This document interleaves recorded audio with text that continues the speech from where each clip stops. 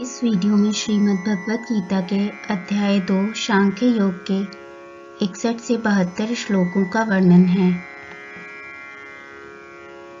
तानि सर्वाणि संयम्य युक्त आसीत मत्परः वशे हि यस्येन्द्रियाणि तस्य प्रज्ञा प्रतिष्ठिता।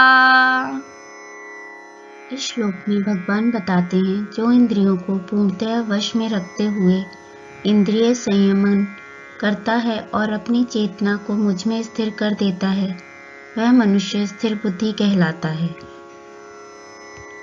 ध्यायतो विषयान् पुंसः संगस्तेषुपजायते संगत् संजायते कामः कामात् क्रोधोऽभिजायते।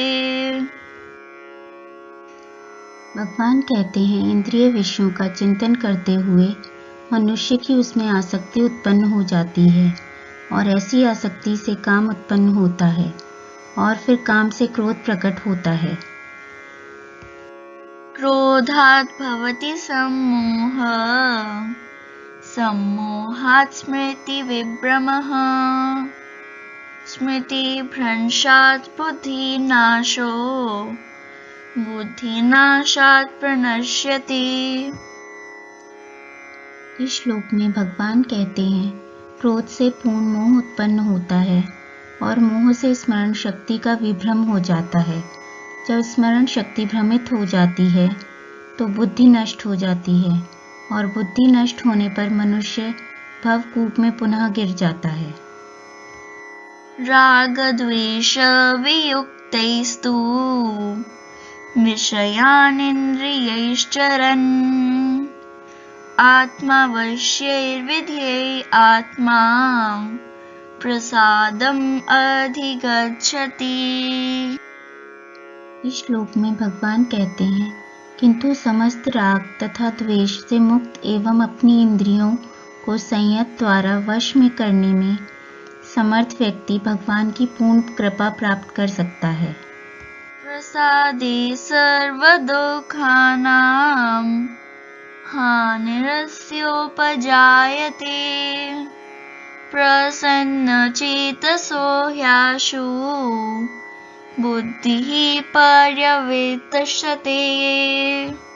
इस श्लोक में भगवान कहते हैं, इस प्रकार से कृष्ण भावनामृत में तृष्ट व्यक्ति के लिए संसार के तीनों ताप नष्ट हो जाते हैं और ऐसी तुष्ट चेतना होने पर उसकी बुद्धि शीघ्र ही स्थिर हो जाती है। नासति बुद्धिर्युक्तस्य न चायुक्तस्य भावना न चाभावयतः शान्तिर् अशान्तस्य कुतः सुखम्।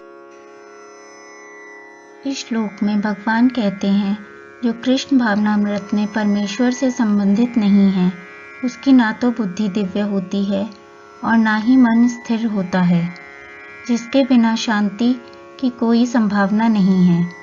शांति के बिना सुख हो भी कैसे सकता है।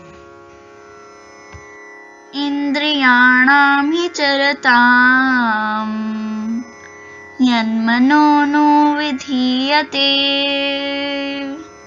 तदस्य हरति प्रज्ञां वायुर्नावमिवाम्भसि।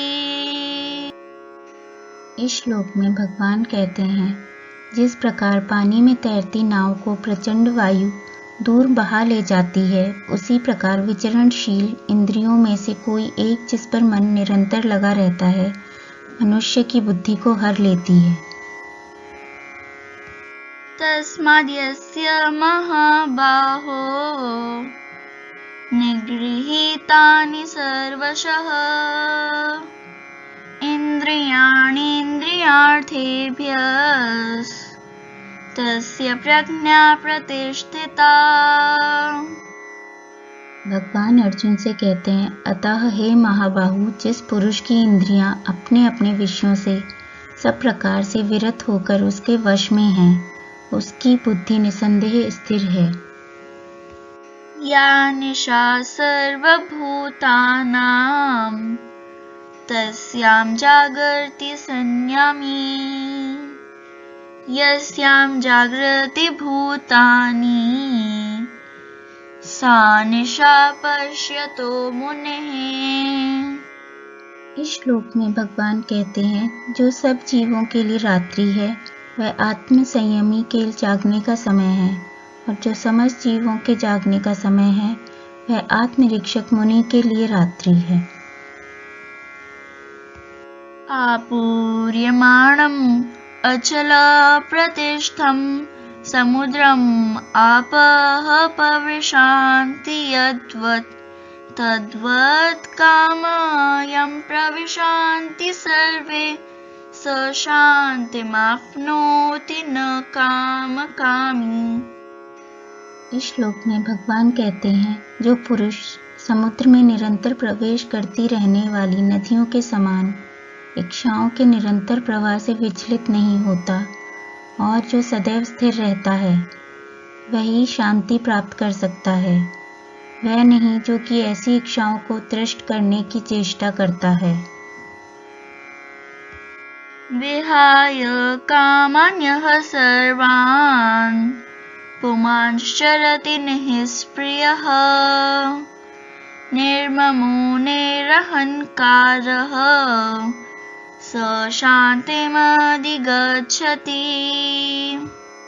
इस श्लोक में भगवान कहते हैं जिस व्यक्ति ने इंद्रिय तृप्ति की समस्त इच्छाओं का परित्याग कर दिया है, जो इच्छाओं से रहित रहता है और जिसने सारी ममता त्याग दी है तथा अहंकार से रहित है, वही वास्तविक शांति को प्राप्त कर सकता है। ईशा भ्रामी स्थितिः पार्थ नैनं प्राप्य विमुह्यति स्थित्वास्यमन्तिकालेऽपि ब्रह्मनिर्वाणमृच्छति। इस श्लोक में भगवान ने कहा यह आध्यात्मिक तथा ईश्वरीय जीवन का पथ है जिसे प्राप्त करके मनुष्य मोहित नहीं होता। यदि कोई जीवन के अंतिम समय में भी इस तरह स्थित होता है तो वह भगवत धाम में प्रवेश कर सकता है।